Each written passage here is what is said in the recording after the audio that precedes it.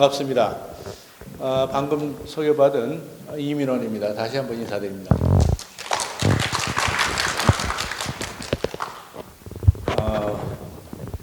제가 민화에는 문외한인데 역사학자로서 이렇게 민화학계에서 초청을 받아가지고 이 자리에서 제가 그동안 연구한 내용의 일부를 전해드릴 수 있는 기회가 돼서 대단히 영광스럽게 생각합니다. 어젯밤에도 뭐 이렇게 많은 이야기를 나눴는데 이거 민화학계 분들하고 이야기를 나누고 보니까 제가 그동안 이렇게 속에 담아뒀던 여러 가지 이야기가 잘 풀리는 것 같아요. 아마 앞으로 소통이 잘 되지 않을까. 경주 민화 포럼 이렇게 개최하느라고 애를 쓰신 박금희 이사장님 다시 한번 감사드리고요. 또 우리 나라의 그 민화 활성화를 위해서 오랫동안 애써주신 우리 정복묘 교수님한테 또 감사드립니다. 이 정복묘 교수님 우리 대학원 때 같이 기숙사에서 한솥밥 먹고 지냈습니다. 그런데 그 당시에는 저 양반 뭐 하는 사람이야? 서로들 일했는데 그로부터 40년 뒤에 어젯밤에 참 많은 얘기를 나눴어요. 너무 기뻤고 야 우리가 결국 이렇게 만나는구나 그런 생각을 하게 됐습니다. 아무튼 대단히 기뻤습니다. 자, 오늘 30분인데 주어진 시간이 이 안에 제가 그동안 연구한 거 한 100편 논문인데 그거를 압축해서 이렇게 일부 소개한다 이렇게 생각하시면 될 것 같아요. 저는 현재 그 대한민국 역사와 미래 재단의 그 역사 아카데미 원장으로 있습니다. 그 역사문화 강좌를 이끌고 있고 역사는 우리 전통문화, 철학, 역사, 문학 다 해당이 되겠죠. 미래는 거기에는 저 공대 교수 또 경제학 이런 분야 쪽에 전문가들이 있어요. 그래서 같이 과거도 연구하고 현재와 미래도 보면서 공동으로 국가 발전을 위해서 좀 고민을 해보자. 근데 이제 역사학자는 저 하나예요. 가서 또 그분들한테 많이 배우고 있는데 혹 기회가 되시는 분들은 제 연구실이 여기도 있으니까 한번 오셔가지고 이야기를 나누셔도 좋습니다. 차는 제가 대접해 드리겠습니다. 그 제목을 문명의 전환과 대한제국 이미지라고 했어요. 어제 이야기를 나누고 보니까 민화하시는 그 여러 연구하시는 분들이 이 문명의 전환 시기가 바로 우리 민화의 그 어떻게 보면 출발점이 아니냐 이런 얘기를 하시는데 여러 가지 생각되는 게 많아요. 문명의 전환이라는 게 뭔가? 동양 문명 거기다가 서양 문명 영국의 산업혁명 이후 세계 인류 문명이 많이 바뀌죠. 그 여파가 초기엔 제국주의 국가로 등장해서 식민지 국가가 많이 등장하고 그러지만은 사실은 지금 한 세기 반, 두 세기 정도 지나서 나타난 현상은 우리 모두가 현재 이렇게 좋은 문명의 혜택을 누리면서 이 좋은 자리에서 이 고담준론을 나눌 수 있는 이런 상황을 맞은 것 자체가 이게 문명의 전환의 결과가 아닌가 이런 생각을 합니다. 자, 그런데 문명의 전환이 시작된 영국의 산업혁명 이후 얼마나 많은 문명의 이기를 통해서 우리가 복도 많이 누렸지만 또 여기에 이르기까지는 어두운 그것도 많았죠. 그래서 1차 세계대전, 2차 세계대전, 우리와 같은 경우는 청일전쟁도 열렸는데 그 이전에 뭐 은양호 사건, 갑신정변, 그 이전에 이모군란, 명상하고 시해 사건, 온갖 일들이 다 겹쳐졌잖아요. 정말 격동의 시기입니다. 그래서 이제 이거 다 짚고 지금 현재 와보니까 그 당시는 너무 괴롭고 어려워서 돌아볼 틈이 없었어요. 근데 제국주의 국가 쪽에서는 그 당시에 그림, 사진, 사파, 만화 이런 게 많이 남았어요. 그 시대 상황을 이렇게 반영을 해서 일단 이제 사진도 보여드리겠습니다만 근데 우리의 경우는 너무 쫓기다 보니까 돌아볼 여유도 없었고 지금 와서 이제 민화하시는 분들이 바로 여기를 우리가 너무 어려운 시대 또 나라는 망했고 하니까 돌아보기도 싫고 자존심도 상하고 이런 마음으로 소외시켰던 시기가 이제 다시 와닿는 거 아닌가. 그게 바로 제가 오늘 이야기하려고 하는 대한제국 시기이고 대한제국 이전 개항 이후에 조선 말기도 되죠. 그래서 이 시기를 대상으로 해서 우리가 어둡게 보고 또 이렇게 좀 과소평가하고 뭔가 상당히 부정적으로 보았는데 그것을 지금 와서 되돌아보면은 오늘날 우리가 누리고 있는 이 현대문명 그 씨앗은 바로 저 시기에 엄청난 순환과 격동 속에서 아픔을 겪으면서 그러나 그 시기에 씨앗이 뿌려졌다. 그래서 이거를 생각을 하면은 상당히 긍정적으로 볼 수 있고 밝게 볼 수 있고 오늘날 이 현대문명의 시원을 찾아볼 수 있는 그것이 이제 공간적으로는 뭐 한반도에서 서울 중에서도 궁궐이죠. 경운궁, 오늘날 덕수궁, 경복궁도 해당이 돼요. 창국궁도 해당이 되고. 시간적으로는 개항 이후 1910년 45년까지도 해당이 되겠죠. 그리고 범위는 전통시대에는 우리 한반도 조선 내, 그 다음에 넓혀봐야 동아시아 중국 중심의 천하 속에 있다가 그때는 이제 만국공법 시대가 도래하면서 범세력의 시야가 넓혀졌죠. 한류의 기원 출발은 그때로부터가 아닌가 이런 생각을 합니다. 또 그 시기에 오늘날 대한민국의 국가 상징이 몇 가지 있죠. 나라 이름, 나라 깃발, 나라의 노래, 또 나라의 꽃. 이게 다 그 당시에 시작을 했어요. 그래서 여기서 얘기하는 대한제국 이것도 사실은 우리 역사부도에서 1990년대 중반까지 실질 않았습니다. 역사부도에서 없었어. 박물관에 가봐도 대한제국이 없어요. 조선 그 다음에 어디로 가요? 일제하. 일제하다음에 뭐가 떠요? 우리 역사부도에 미군정 그리고 대한민국. 북한은 또 이제 이렇게 나오고 대한제국이 증발하고 없었습니다. 그러다가 이제 1970년대 뭔가 얘기가 되고 80년대 연구가 나오고 90년대 들어가고 후반 가서 이게 공식적으로 역사부대에 뜨기 시작하고 박물관 연패도 뭐 우리 그 역대 나라 계보도에도 등장을 하게 되고 지금은 이제 이렇게 이제 보편화되어가는 과정이라고 볼 수 있습니다.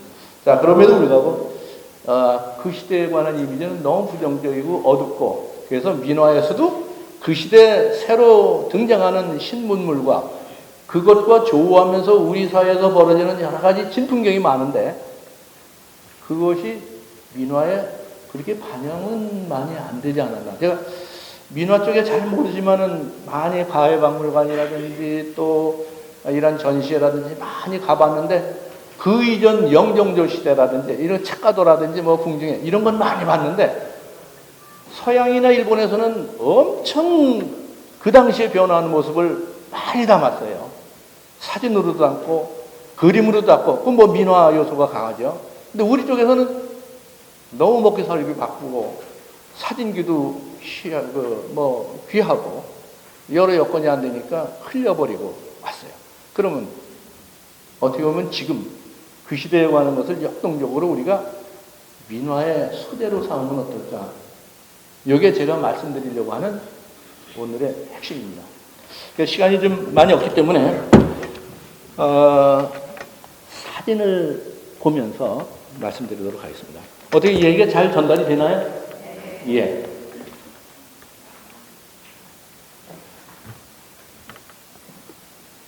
서울의 주요 상징 공간을 중심으로라고 했어요. 우리 5,000년 역사 속에서 처음으로 등장하는 이러한 상징 공간이 몇 군데 있습니다. 국가의 상징, 국가 브랜드 가치로 이렇게 얘기할 수 있죠. 뭐 전국 각 지역에도 다 있습니다. 근데 이제 대표적으로 이 몇 군데를 제가 생각을 했습니다.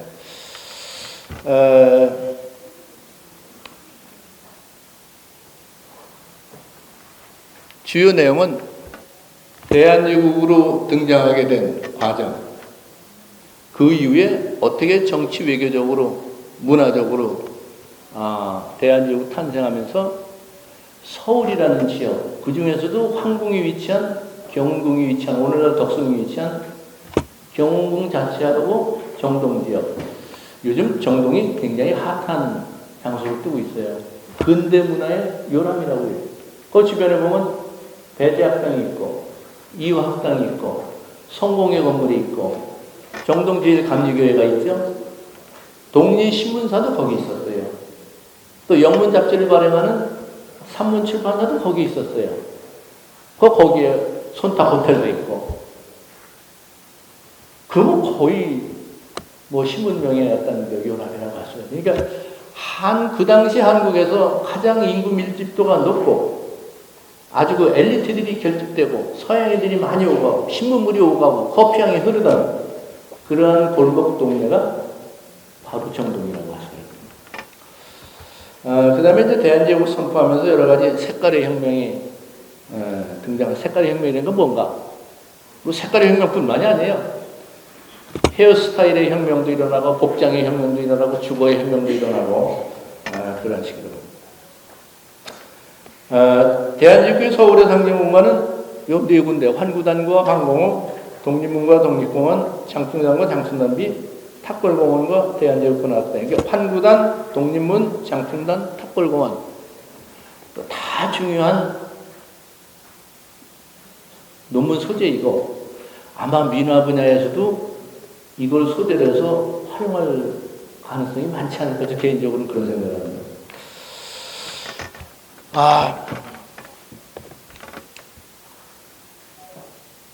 이렇게 강의 진행하다 보면 이거 오늘 하루 종일 가도 못하겠다. 자, 그러면 맨 앞에서 이거 우선 크게 전제를 해야 될 게 있을 것 같아요. 우리 인류의 역사, 인간의 역사, 또 국가의 역사 다 통틀어 보면은 무엇을 위해서 그렇게 인간이 고생하고 땀 흘리고 싸우고 뭐 하고 노력하고 이렇게 왔을까? 우리 민화에서 그 추구하는 것이 뭡니까? 행복, 건강, 장수, 이런 것이 많이 담겨있고 사랑도 담겨 있고, 우리 정병모 교수님께서 쓰신 내용을 잘 읽어봤더니 거기에 행복의 추구, 또 사랑 이런 얘기를 또 많이 추구하셨더라고요. 아주 굉장히 와닿습니다. 결국 행복하게 잘 살기 위해서 노력을 하는데 개인으로 안 되고 옛날 동물로부터 위협받던 시대로부터 결국 사람들이 모이고 시적 부족해서 나중에 국가가 세워졌어요. 고대 국가 탄생 이래 끊임없이 이렇게 싸우고 이렇게 왔는데 근대까지 와서 국가가 주권을 확립하는 게 그렇게 어려웠어요.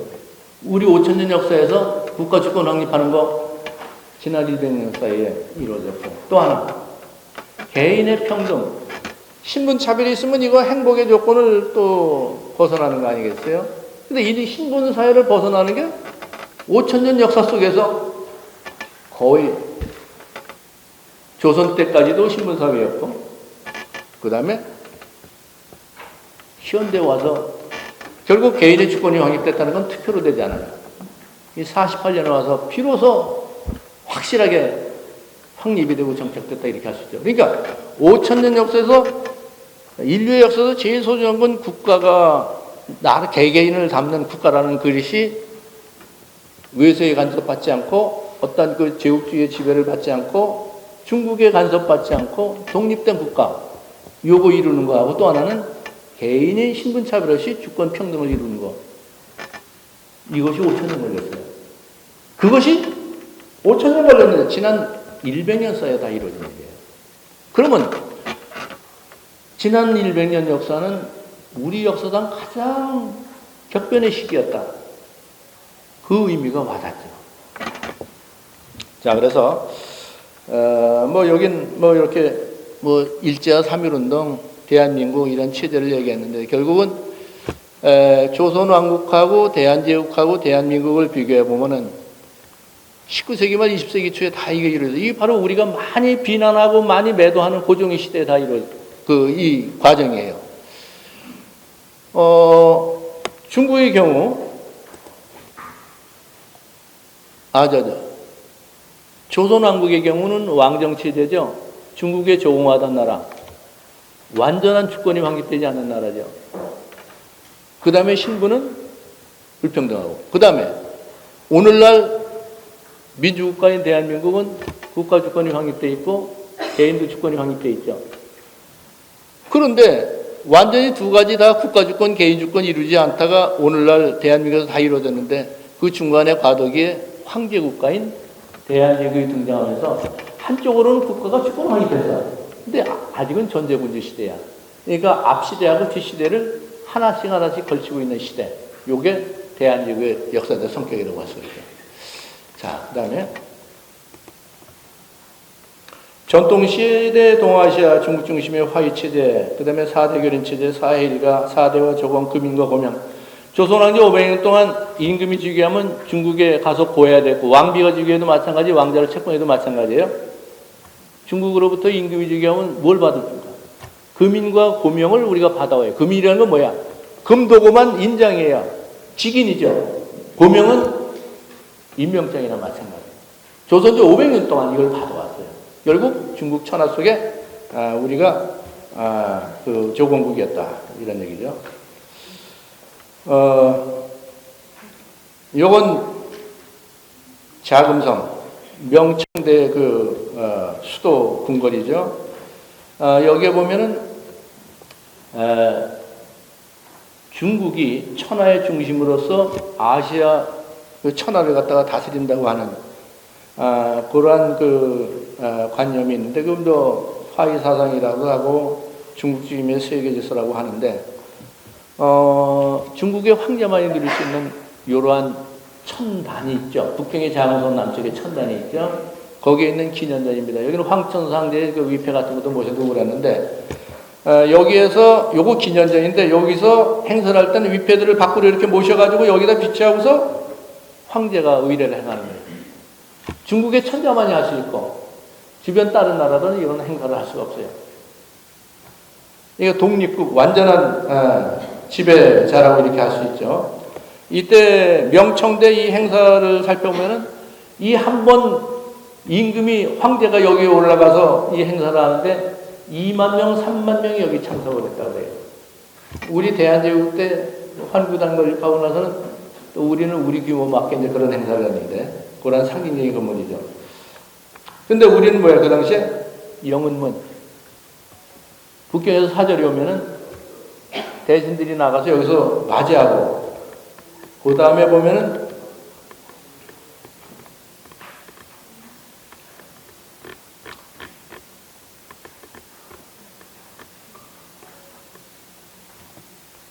여기 독립문이죠? 이 독립문 자리가 영은문이 있던 자리입니다. 요게 영은문 헐리고 추초만 남았죠? 여기에 있는 것이 모화관이었어요. 중국의 사절이 오면 여기 하루 유숙하고, 우리 대신들이 나가서 맞이하고, 그 다음에 어디로 와요? 웨스틴 조선 호텔 자리가 있는 거기가 이제 남단이라고 됐는데, 거기에 중국 사신들이 와서 머무는 숙소가 있습니다. 이렇게 해서 500년 동안 이런 행태가 진행됐다고 볼 수가 있죠. 자, 다시 돌아와서. 그래서 이런 관계를 벗어나는 것이 그 당시 뭐 태종이든 세조든 세종이든 고종이든 역대군주 다 속으로는 생각했지만 현실적으로는 중국의 그 질서 속에 들어가야지 생존할 수 있었기 때문에 그렇게 해왔고, 그걸 벗어나려고 하다가 보면 병자호라 같은 그런 사태를 맞게 돼요. 결국은 그 질서 속에서 우리뿐만 아니라 동아시아 대부분의 나라들이 그렇게 했다. 자, 그런데 이러한 질서가 영국의 산업혁명 이후 서양 세력이 동아시아로 진출해 오면서 뭐 중국, 일본, 우리 다 엄청난 그 변화를 겪게 되죠. 문명의 이기가 등장하면서 처음에는 엄청난 순환을 당해요. 그러나 그와 함께 종교도 들어오고 신교육, 새로운 서양의 여러 가지 의식주에 관한 모든 것이 다 들어와서 오늘날은 이렇게 이제 발전을 하는데, 그 과정에 너무나 많은 혹독한 시련을 겪었죠. 그래서 요건 뭐 그때 벌어진 여러 가지 사건들을 쭉 나열을 해봤습니다. 그 다음에 요 하나의 시대 변화를 반영하는 것이 임금이 정책 결정을 해야 되죠. 요게 1882년 이모군란이 일어난 직후에 고종이 한 얘기입니다. 우리나라에서 문보를 세습하는 유풍은 그 유래가 오래되었다.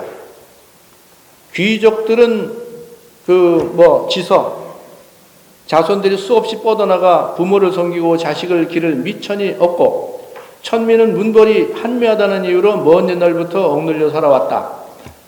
번성하게 하고픈 마음은 비록 간절하였지만 도와서 계도하는 것이 어려워 몹시 안타깝다.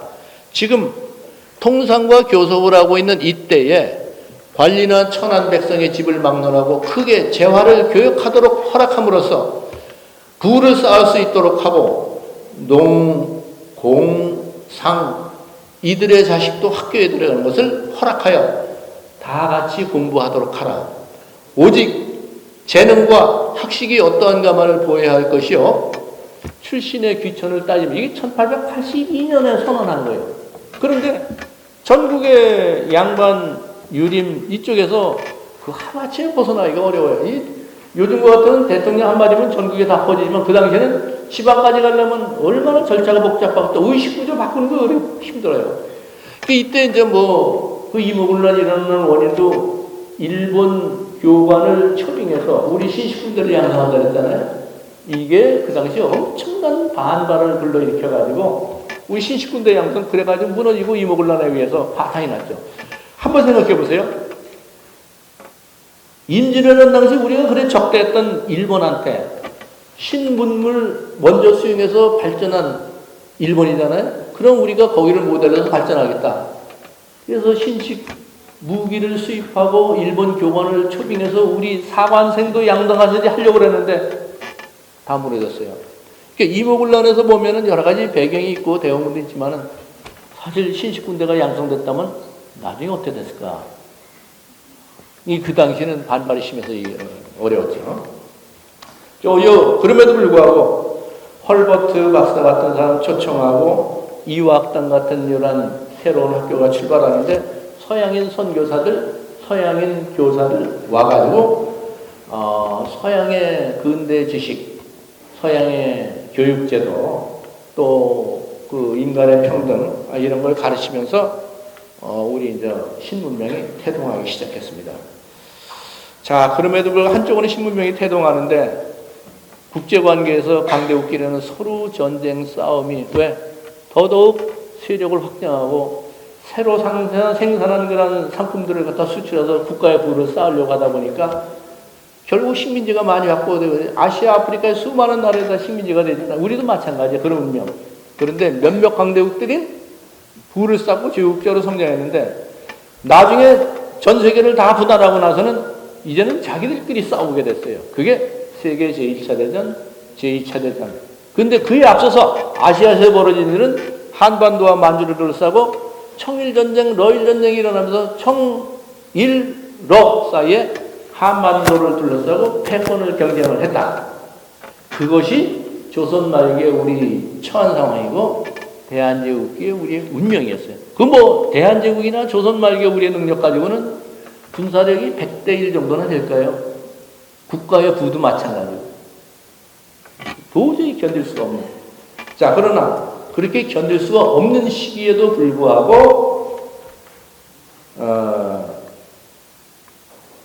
이런 명성황후 시해 사건도 있었고 아간파천도 있었고 단발령도 있었고 청일전쟁도 있었고 경복궁 습격도 있었지만 그때 뿌려놓은 씨앗들이 교육이나 산업이나 정치 제도나 이런 데 다 반영이 됐고 그 다음에 도저히 견딜 수가 없다. 명성황후 시해 됐어요. 고종이 러시아 호소를 피난을 갔어. 난리가 났어요. 나라가 이미 망한 거야. 청일전쟁의 결과는 조선왕국의 멸망입니다. 그렇다가 기세에서 하는 거는 국제관계의 구도 때문에 삼국간섭에 의해서 일본이 한방을 일격을 당하고 우리가 그 틈에 러시아 공산당으로 고종이 피난을 해가지고 잠시 휴식을 취했다가 나중에 돌아와서 대한제국을 선포하게 됩니다. 근데 우리가 명성황후 시해 사건은 잘 알죠. 근데 그 사이에 단발령이 있었어요. 단발령은 헤어스타일의 혁명입니다. 머리에서부터 발끝까지 얼마나 우리가 부속된 게 많아요. 지금 저 양복을 다 입고 지금 다 양장을 하셨잖아요. 근데 여러분들의 증조, 고조, 할아버지 전부 한복 입고 헤어스타일도 다 다르고. 근데 이게 머리서 헤어스타일이 한 번 바뀌면서 머리서부터 발끝까지 모자 쓰고 이발해야 되죠. 갓 만들던 분들은 사양산업끼리 됐어요. 면도기가 등장하죠. 샴푸가 요즘 샴푸. 그 다음에 넥타이, 양복, 와이셔츠, 단추. 우리 그 단추가 있었나요, 당시에? 그러니까 이런 모든 산업 구조가 바뀌면서, 그러니까 헤어스타일의 혁명 하나가 복식, 주거 모든 면이야. 지금 여성들 헤어스타일만 해도 얼마나 그 산업이 번창했어요. 화장품도 그렇고, 남성들도 마찬가지예요. 근데 이게 그냥 슬쩍 넘어가는데, 이런 격동 속에서 얼마나 진풍경이 많이 양성됐어요. 이게 조상들 다시는 내가 상투 튼 모습을 볼 수가 없다. 그래서 가서 사진관에 사진 많이 찍었어요. 그때 이제 사진관이 많이 핍니다. 그 다음에 이발소가 등장하고, 그 다음에 이제 일본의 상품들 들어오고, 우리의 작가점이 많이 등장하고. 그래서 이 어려운 시기에 박영현 선생이 시를 남겨둔 게 있습니다. 세계 모든 나라들이 저렇게 격동을 겪고 우리도, 근데 우리는 나라 운명이 이건 도대체 어떻게 할 수가 없어. 요 시를 일본 신문에 실린 거예요.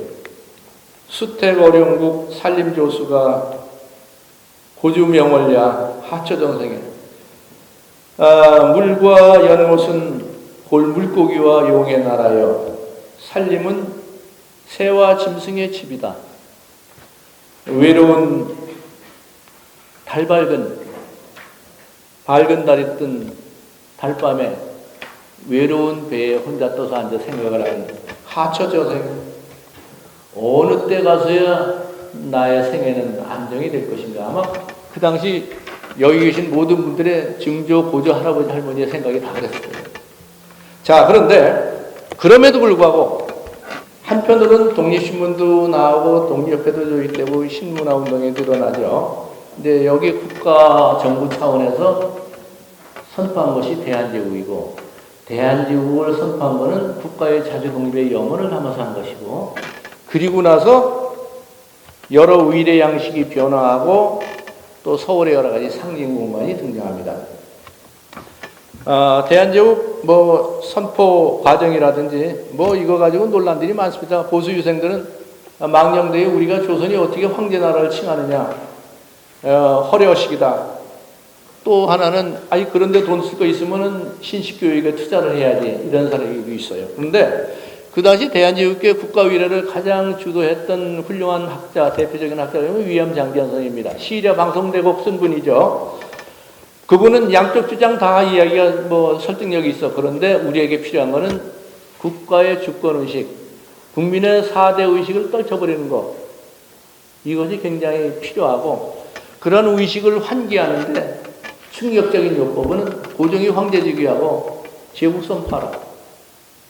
이것을 정부에서 받아들여가지고 고종이 황제직위하고 대한제국을 선포했어요.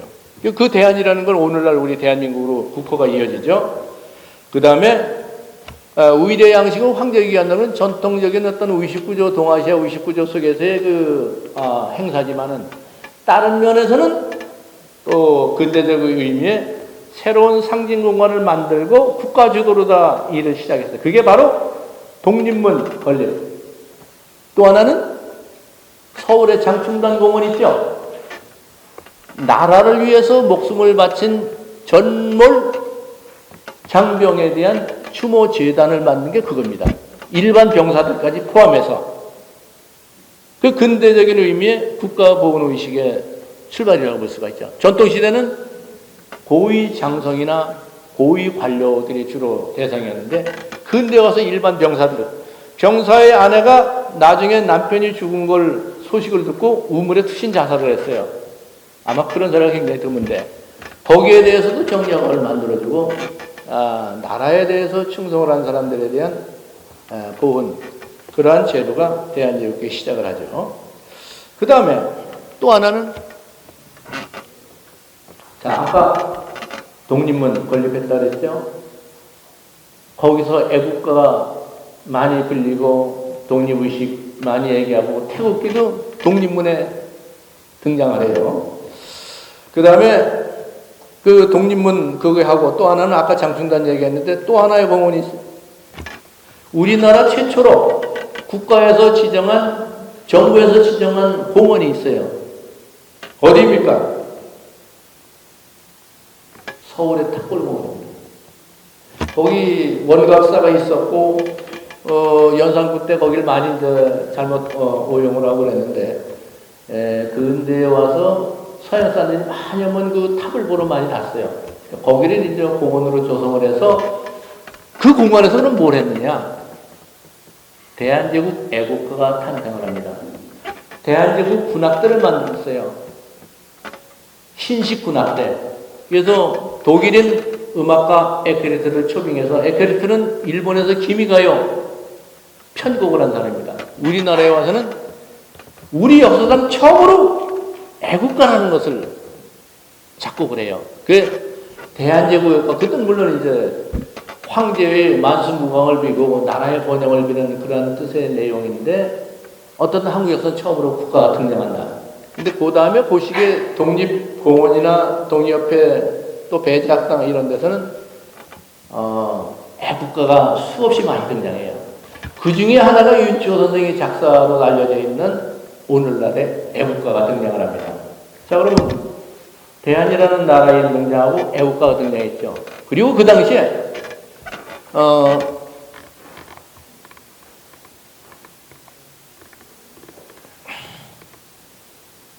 요거 대한제국 애국가 가사집입니다. 프란츠 에케르트가 요 가사집을 만들었는데 여기에 보면 독일어로 카이저리히 코리아니시의 나셔널 힘 이렇게 돼 있죠. 대한제국 애국가입니다. 독일어로도 써 있고 우리 한국어로도 써 있어요. 그 다음에 여기에 뭐가 보입니까?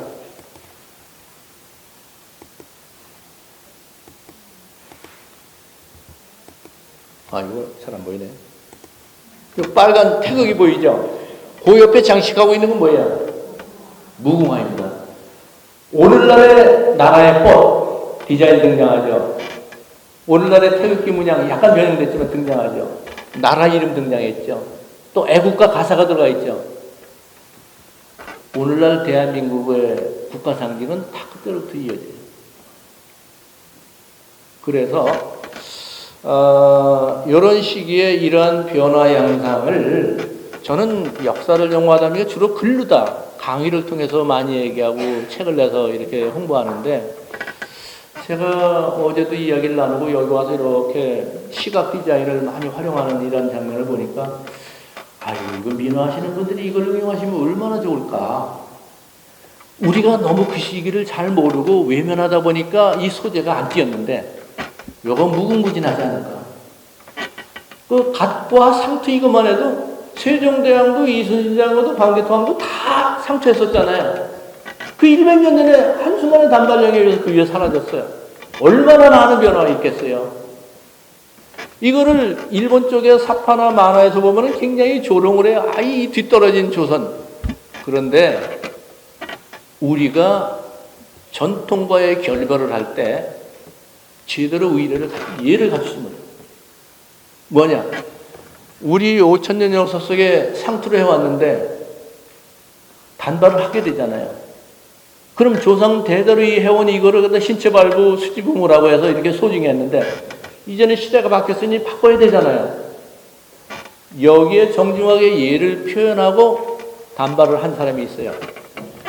그 이승만 관계 자료를 보다 보니까 에비슨이라는 선교사한테 이제 우리는 조상 대대로 해온 이 헤어스타일 이제 바꾸고 단발을 해야겠다. 그런데 조상에게 사당에 가서 고하고 어머니한테도 고하고 아버지는 반대를 하니까 야단 맞을까 봐 아버지가 출타한 다음에 단발을 하러 가는데 에비슨 선교사한테 나 머리를 잘라달라고.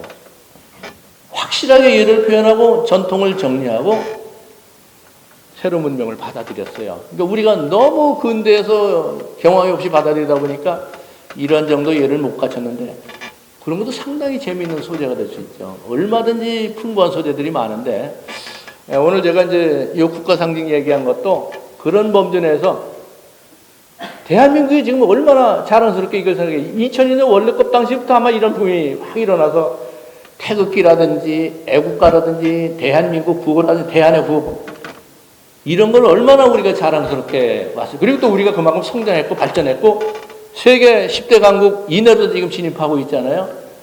이제는 과거의 그 어려운 시절의 그 씨앗을 우리가 상당히 고귀하게 생각하고 많이 확산하고 긍지로 삼고 또 미래를 향해 나갈 때가 아닌가. 여기 계신 분들한테 제가 그동안 연구해온 걸 이야기 드리면서 오히려 제가 도움을 요청하는 건 이런 분야에 대한 관심을 많이 가지시고 역사와 문화와 또 이러한 민화, 또 시각 이미지, 또 AI 이용한 이런 개척 이런 쪽을 그동안 한류를 창출하는데 뭐 노래라든지 스포츠라든지 영화 같은 게 많았잖아요. 민화 분야는 무궁무진하지 않은가, 시대를 잘 만나지 않았는가 지금 그런 생각을 합니다. 그래서 많은 그 K 컬처의 핵심으로 K 민화가 앞으로 세계적으로 도약하기를 바라는 마음이고 또 그렇게 되리라고 생각합니다.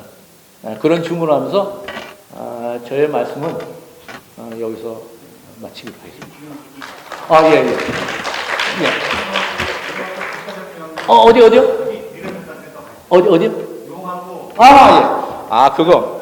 그 이제 질문하시면 답변 드리려고 했는데 지금 이야기 드릴게요. 예. 자, 저한테는 모든 게 중요하다고 생각하다 보니까 이렇게 빠뜨렸는데, 자, 여기 보실까요? 이전에 조선의 국왕이 입던 것이 홍령포죠. 빨간 색깔. 중국은 황룡입니다. 황령포. 근데 대한제국 선포하고서 우선 임금이 이제 황령포로다. 저 주변의 장식도 전부 이런 거예요. 그 다음에 궁중 내에 궁궐 장식이 한번 보세요. 오봉병이 있죠. 오봉병 내부는 변화가 없어요. 그런데 테두리에 무슨 색깔이 있나요? 노란 색깔 테두리가 있죠. 그 다음에 그 아래 내려오는 그 옆에 노란색 조가 반영됐죠. 요거 대한제국기의 변화를 시도한 색깔. 그리고 경복궁이나 창덕궁, 그 경운궁 오늘날 덕숭하고 창덕궁은 그 순종이고 머물렀던 데니까. 그런데 가보면 창틀이나 어저나 하다못해 전등록 장식 있잖아요. 이런 데 보면은 황색으로 이렇게 다 이렇게 치장하는 걸 볼 수가 있습니다. 그리고 이런 변화는 지방의 향교 같은 데 가면 전주 서원을 방문해서 살펴본 적이 있어요. 의장 도구가 황제 국가의 의례에 맞게 그렇게 변화를 다 이렇게 시도한 게 보입니다. 전주 옹목대 가보면 또 고종이 거기 또 뭐 편하게 글 쓴 게 있는데 전국적으로도 이게 다 해당이 돼. 이게 이제 전통적인 동아시아 그 의식 속에서 그런 변화를 시도했다고 볼 수가 있죠. 그 다음에 이거 황령포 등장하죠. 요건 돈독전인데 대한제국에서 지었고 결국 나라가 망할 때 이제 이게 완공이 돼가지고 애매하게 됐는데 여기 보면은 우리 교과서에서 러시아 공산원으로 오해했던 것입니다. 일본 군사들이 대포를 앞에 가서 있고 고종하고 순종고 내려다보는 장면인데 교과서에서 그게 아관 바천 당시 고종 환궁하라고 일본이 요청하는 내용이라는데 전혀 그게 아니고 요 돈독전에 아마 고종 강제로 양위시킬 때의 그 직후의 장면이 아닌가 그런 생각이 듭니다. 지금 여기는 복원이 됐어요. 요대로.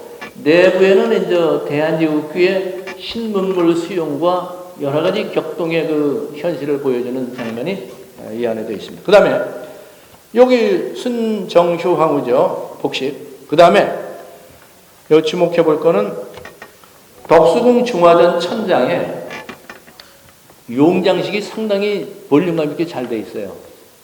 아마 제가 보기에는 한국에 있는 용장식 중에 이게 제일 대표적인 게 아닌가 생각해요. 이게 중국은 전통적으로 5조령입니다. 우리는 4조령, 월남도 4조령, 일본 유구왕국 같은 3조령입니다. 용의 어떤 권위를 상징하는 게 발톱으로 더 많이 상징하고 중국에서 그 규정을 했는데 창덕궁이나 창경궁 같은데 경희궁 같은데 5조령이 등장을 하지 않아요. 대한제국기 때 황궁이었던 경궁 천장, 오늘날 덕수궁 천장에는 5조령이 등장하고 있어요. 자, 그런데 중국에서 규정하기 따르면 우리는 4조령이라고 그랬는데 조선 세종 때 보면은 임금이 영조나 이런 데 보면 다 5조령이잖아요. 이렇게 복식에. 원래 4조령을 입었어요. 그러다 세종이 중국 사신이 왔을 때 슬그머니 5조령을 입고 딱 등장을 했어요. 그랬더니 사신이 질책을 안 하고 나중에 돌아가서 중국 황제가 5조령의 임금 옷을 갖다 보내줬어요. 그 이외에는 이제 임금도 다 5조령을 입고 그러죠. 근데 어떻든 공식적으로는 중국은 뭐 자금성 같은 데는 전부 5조령이잖아요. 근데 우리는 5조령, 4조령, 3조령 다 등장합니다. 베트남 가봤더니 4조령이 많이 등장하고 5조령도 물론 있어요. 육구왕국 갔더니 오키나와 3조령, 수리성 같은데. 일본 3조령입니다. 그런데 후대에 와서 일본 민화나 이런 데 보면은 7조령, 8조령, 9조령 막 등장해요. 우리의 경우도 그게 등장하는 것 같아요. 그런데 요거 한번 보세요. 이건 대원군 고종 즉위한 지 얼마 안 돼서 경복궁이 지어졌죠. 이 천장에 용장식이 있습니다. 근데 볼륨감은 떨어져요. 색조도 약간 달라. 그런데 약간 민화적 요소에 가까운 그런 형태가 아닌가 생각을 하는데 여기 용의 발톱이 몇 개예요? 몇 개? 7개입니다. 그래서 이제 문화유산 해설사들이 해설할 때 가만히 모자 푹 둘러쓰고 가서 들어보면 조선의 임금의 권위를 상징하는 거는 7조령이다 그러는데 뭐 아주 새로운 해석이고 7조령은 민화나 이런 민간에서 많이 등장을 하는데 궁중에 이게 등장했다는 게 특이해요. 그래서 이게 도대체 뭘 의미하는지. 그래서 제가 이거를 의문을 갖고 30년을 고민해왔는데 아직 해결을 못했어요. 그런데 어느덧 해결했다고 생각을 했는데 전 일제시대 때 손을 댔다고 생각을 했는데 나중에 보니까 황궁 지금 저 질문 답변 시간이니까 여기에 8조령이 또 등장을 해요. 여기 웨스틴 조선호텔 앞에 그 팔각정자 있죠? 건물 가운데 천장에 보면은 용장식이 있는데 거기는 8조령이에요. 이 도대체 이게 뭘 의미하는가? 어제 정병모 선생님한테도 여쭤봤더니 다들 민화하시는 분들도 저도 철학하시는 분들 한국사 전공하는 모든 분들이 이거에 대해서 수수께끼로 생각을 하고 있고 천문학 하시는 분들은 어떤 의견을 제시하는데 아직은 미완의 수수께끼입니다. 그 민화하시는 분들 이거 많이 좀 또 관심 가지시고요. 또 민화 소재로도 이렇게 활용해도 좋지 않을까 생각합니다. 자, 어디 답변이 됐나요? 예, 이 정도로 제 발표를 마치겠습니다. 감사합니다.